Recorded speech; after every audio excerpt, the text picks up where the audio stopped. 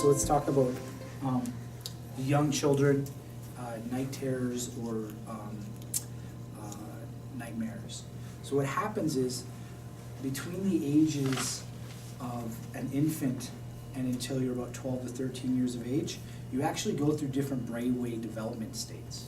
So what happens is, when you're a young baby, a couple months old, you're in delta. And this is why they fall asleep at the blink of an eye, because they're in sleep state. Their brain is actually learning, they're healing the body, they're just growing. And they're in a high delta state. Then as you get older, you're gonna go more into a theta state.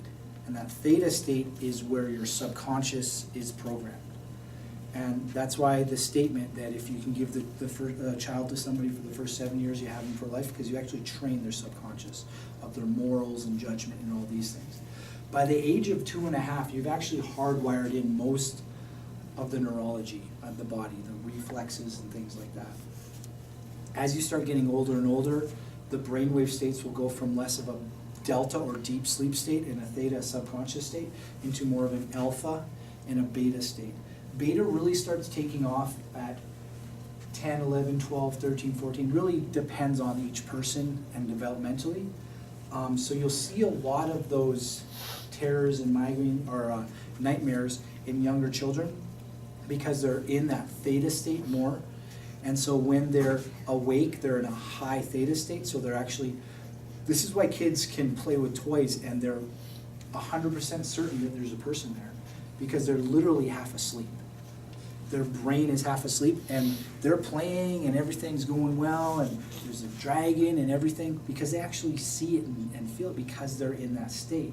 And if they had anything that could be interpreted as traumatic when they're young like that, when they dream, it'll come back out because they're going to have it more, and they won't even have that beta consciousness to figure out what's going on. It'll be pure theta.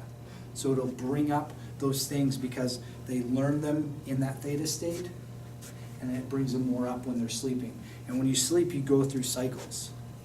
The interesting thing is, though, is one of the cycles, which is the REM sleep, it actually brings your brain into, and I thought this was really cool, into a low beta state.